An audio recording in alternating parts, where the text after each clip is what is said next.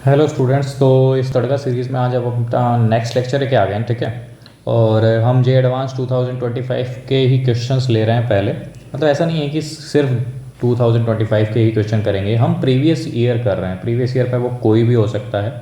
तो हम basically problems देख रहे हैं कि कौन सी प्रॉब्लम हमें जो नेक्स्ट 2026 में या उससे आगे जितने भी पेपर्स होंगे उनमें अपनी हेल्प कर सकता है। तो वो प्रॉब्लम हम डिस्कस कर रहे हैं, लेकिन इस सीरीज़ में हम सिर्फ PYQs पे ही फोकस कर रहे हैं। ये हमारे दिमाग में रहना चाहिए ताकि हमें थोड़ा बहुत आइडिया रहे कि पेपर में कैसे क्वेश्चन आते हैं, ठीक है।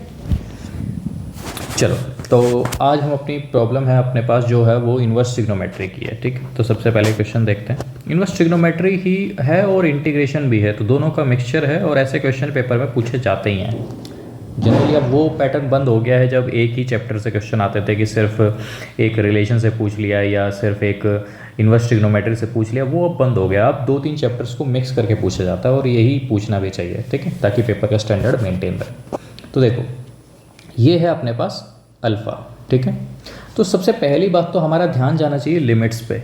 लिमिट्स अगर हम देखें तो एक जगह 2 है और एक जगह हाफ है। एक दूसरे का जस्ट क्या है, रेसिप्रोकल है। मतलब अगर मैं 1/x अगर सब्स्टिट्यूट कर दूँ तो जो लिमिट्स हैं वो सेम ही बन रही हैं। सही कह रहा हूँ मैं? तो सर क्या हम इसमें सब्स्टिट्यूट कर दें क्या?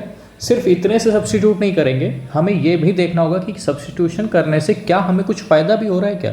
अब देखो, जैसे ही अगर x की जगह मैं कुछ सब्स्टिट्यूट करता हूँ 1/t टाइप, तो tan इनवर्स 1/t बनेगा। लेकिन tan इनवर्स t क्या हो जाता है सर? कोट इनवर्स t हो जाता है। और इस लिमिट के अंदर tan inverse x plus cot inverse x तो π/2 हो जाएगा, क्योंकि tan inverse x plus cot inverse x जो है वो क्या होता है, 4x बिलोंग्स टू r, π/2 होता है। हाँ सर, सही कह रहे हो आप। तो भाई यही सब चीज़ें हमें देखनी है, तभी हमें पता चलता है कि क्या सब्स्टिट्यूशन करना सही रहेगा, ठीक है। चलो सर, यही सब्स्टिट्यूशन करते हैं। देखो, put x is equals to 1/t put कर दिया मैंने। अब जैसे ही x की जगह 1/t पुट किया तो ये अपना हो गया माइनस का 1/t² और dt। ठीक कह रहे हो? ये भी अल्फ़ा इज इक्वल्स टू, यहाँ पे हमारा हाफ आ गया, यहाँ पे अपने पास 2 आ गया, यहाँ पे अपने पास आ गया tan इनवर्स 1/t हो गया।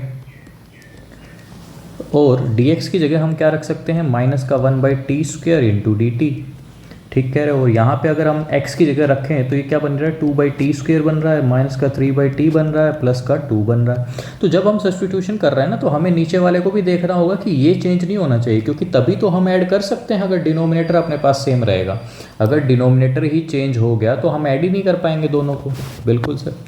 तो देखो, हमने इसको तो नाम दे दिया 1। अब इसको देखते हैं। देखो, ये माइनस का निशान है। हमें पता है कि अगर a to b of f(x) dx होता है, तो अगर हम लिमिट्स को इंटरचेंज करते हैं आपस में तो माइनस का निशान बाहर आ जाता है। सही कह रहा हूँ मैं? बिल्कुल सर, इतना तो हमें पता है। तो एक काम करते हैं, अगर लिमिट्स को हम इंटरचेंज कर दें यहाँ पे, तो ये हाफ हो गया, ये 2 हो गया। अब क्योंकि लिमिट्स को इंटरचेंज करने पे एक नेगेटिव साइन बाहर आया होगा, बिल्कुल सर, और एक नेगेटिव साइन यहाँ है ही ऑलरेडी, तो नेगेटिव नेगेटिव प्लस हो जाएगा, तो हमें उसको लिखने की ज़रूरत है नहीं। बिल्कुल सर, tan इनवर्स 1/t हो गया। यहाँ पे देखो, जैसे ही मैंने एलसीएम लिया तो ये क्या बन रहा है, 2t² माइनस 3t प्लस 2। ठीक कह रहे हो? यहाँ पे क्या बन रहा है, dt/t² बन रहा है, और यहाँ पे भी एलसीएम लिया तो t² बन रहा है। बिल्कुल सर। अब एक काम करते हैं, t² काट देते हैं। काट दीजिए सर। अब जैसे ही t² काटा अपन ने तो ये क्या बन रहा है, half 2 tan inverse 1/t 2t² minus 3t plus 2 और dt। अब सर ऊपर तो x में था, तो भाई अगर आप लिखना चाहो तो लिख सकते हो ऐसे ही, वरना क्योंकि अब हम समझ रहे हैं, हमें इतना तो पता ही है कि अगर हम वेरिएबल को चेंज कर सकते हैं ऐसे ही, जैसे अगर यहाँ पे t लिखा हुआ है तो हम इसको x भी लिख सकते हैं, ऐसा कोई चेंज नहीं होगा इससे। ठीक है, तो हमने क्या किया, यहाँ पे x लिख दिया। क्यों लिख दिया? ताकि आप लोगों को ऐसा ना लगे कि एक फंक्शन जो है वो t में है और एक जो है वो x में है और फिर भी आप दोनों को ऐड कर दे रहे हैं, तो ऐसा नहीं है। ठीक है, तो मैंने x में लिख दिया पूरे को, तो ये सेकंड आ गया। अब अगर मैं फर्स्ट और सेकंड को ऐड कर देता हूँ, फर्स्ट और सेकंड को मैंने ऐड कर दिया तो क्या बना, 2 अल्फ़ा बना, हाफ 2, न्यूमरेटर जो है वो क्या हो गया, tan inverse x plus tan inverse 1/x। अब क्योंकि दोनों का डिनोमिनेटर सेम है इसलिए मैंने डायरेक्ट ही लिख दिया है। ठीक है, अगर डिनोमिनेटर सेम नहीं होता तो मैं ऐड ही नहीं कर पाता। ठीक है, यस सर। अब देखो नेक्स्ट क्या है अब हमारे पास, अब हमें पता है कि ये कोट इनवर्स एक्स बन रहा है, टेन इनवर्स एक्स बन रहा है, और इन दोनों का जो जोड़ है वो क्या होता है, पाई बाई टू होता है for X belongs to R के लिए। बिल्कुल सर, तो मैंने इन दोनों की जगह क्या लिख दिया, पाई बाई टू लिख दिया, ठीक है, is equals to pi by two. ठीक है, ये हाफ आ गया, ये टू आ गया, और ऊपर तो डी एक्स ही बचा, 2x² माइनस 3x प्लस 2। अब देखो ये तो सर सिंपल सा ही इंटीग्रेशन है। हाँ भाई बिल्कुल सिंपल है, इस इतना आसान तो हम पहले ही कर चुके हैं।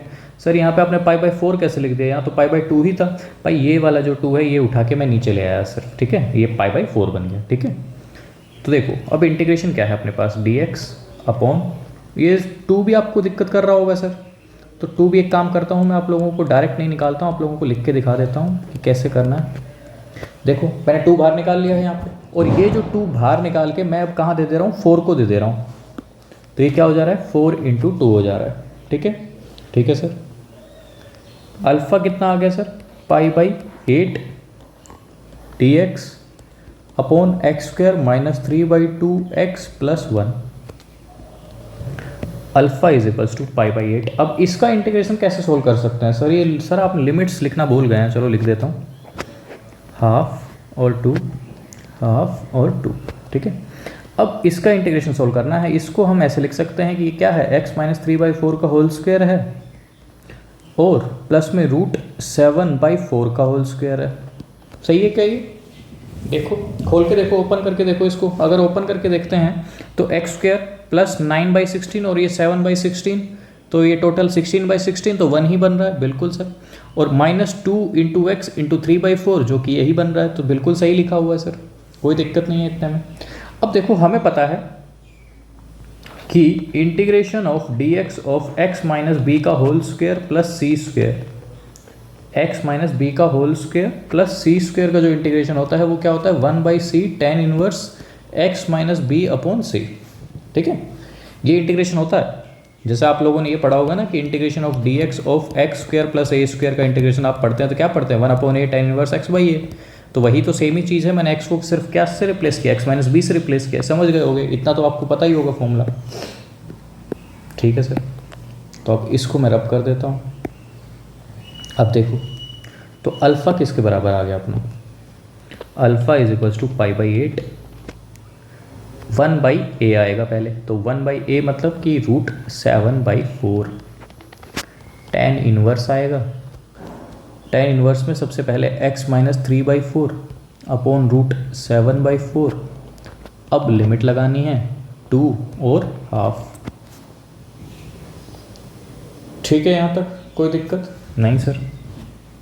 अब देखो alpha is equals to pi by 8 into 4/√7 tan inverse of 4x minus 3 upon √7, LCM ले लिया बस, 2 और हाफ। ठीक है, ठीक है सर, ये 4 से कट गया तो ये 2 आ गया, तो अल्फ़ा कितना हो गया अपना, पाई अपॉन 2√7 और tan इनवर्स। अब यहाँ पे मैं क्या कर रहा हूँ, ये लगा देता हूँ, 2 लगाया तो मैंने 4 इंटू 2 कितना हो गया, 4 इंटू 2 सर 8 हो गया, 8 माइनस 3 5 हो गया, तो 5/√7 हो गया, minus tan inverse of, half रखा तो मैंने, हाफ रखा तो ये 2 हो गया, 2 माइनस 3 -1 हो गया, तो ये कितना हो गया, -1/√7। ठीक है, अब ध्यान से देखो कि अल्फ़ा जो है ये 2√7 तो उठा के इधर भेज देता हूँ मैं, या रखूँ अभी, चलो यहीं रखते हैं, नहीं तो आप पूछोगे कि सर ऐसा क्यों कर रहे हैं आप, अभी चलो यहीं रख लो। देखो अब tan inverse 5/√7 plus tan inverse 1/√7, इन दोनों को तो मैं सोल्व कर ही सकता हूँ, कैसे भाई, ये तो tan inverse x plus tan inverse y लग जाएगा ना इसमें, तो यस सर। तो फॉर्मूला क्या कहता है अपने को, tan inverse x plus y मतलब 5 + 1 6/√7 अपॉन 1 माइनस XY, दोनों को मल्टीप्लाई किया तो 5/7। ठीक कह रहे, तो alpha is equals to pi by 2√7 upon tan inverse. अब ये देखो ये कितना आ जाएगा, ये आ गया अपना 6/√7, ठीक है, और यहाँ पे आया 2/7, 2 से ये कैंसिल हो गया, तो ये आ गया अपना कितना 3√7 आ गया। ठीक है, कोई दिक्कत कोई परेशानी? सिर्फ कैलकुलेशन है, कैलकुलेशन आप आराम से कर ही सकते हैं, कोई दिक्कत आनी नहीं चाहिए। अगर चलो आप लोगों को अच्छे से करके दिखाऊं मैं, तो देखो ये 7 ऊपर जाएगा, ये √7 और 2 नीचे रहेगा। √7 से इसको काटा तो √7 हो गया, 2 से इसको काटा तो 3 हो गया, तो यही लिखा हुआ है मैंने। ठीक है, तो ये कितना आ रहा है 3√7। कोई दिक्कत कोई परेशानी नहीं? सर सब बढ़िया चला एकदम। अब चलो कि जो हमें निकालना है उस पे, निकालना क्या है अपने को क्वेश्चन में, देखो क्या निकालना। क्वेश्चन में निकालना है कि √7 × tan of 2 अल्फा √π। ठीक है, तो सबसे पहली बात जो मैं कह रहा था कि इसको उठा के इधर भेजना है, वो क्यों भेजना है, चलो इधर भेजो। तो देखो 2√7 alpha upon pi is equals to tan inverse 3√7। ठीक है, tan इनवर्स को उठा के भी इधर भेज दो, तो ये क्या हो गया tan, या मैं इनडायरेक्टली ये कहना चाह रहा हूँ कि दोनों तरफ क्या ले लो, tan ले लो भाई। ठीक है, तो दोनों तरफ tan लिया तो tan 2√7 alpha upon pi is equals to 3√7। अब क्वेश्चन में जो निकालना था ना, वो अपने को निकालना है कि √7 टाइम्स ऑफ दिस। क्वेश्चन में अपने से ये पूछा है √7 टाइम्स ऑफ दिस, तो यहाँ भी √7 से मल्टीप्लाई कर दो, तो कितना आ गया ओवरऑल आंसर 21 आ गया।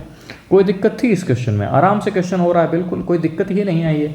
इंटीग्रेशन और इनवर्स ट्रिग्नोमेट्री का सिंपल सा प्रॉब्लम है, √7 से मल्टीप्लाई करके पूछा है, तो आंसर कितना आ गया अपना 21। ठीक है, कोई दिक्कत कोई परेशानी नहीं? सर सब बढ़िया चला एकदम। चलो, तो नेक्स्ट लेक्चर में हम एक और नई प्रॉब्लम लेके आएंगे, उसको डिस्कस करेंगे। Thank you.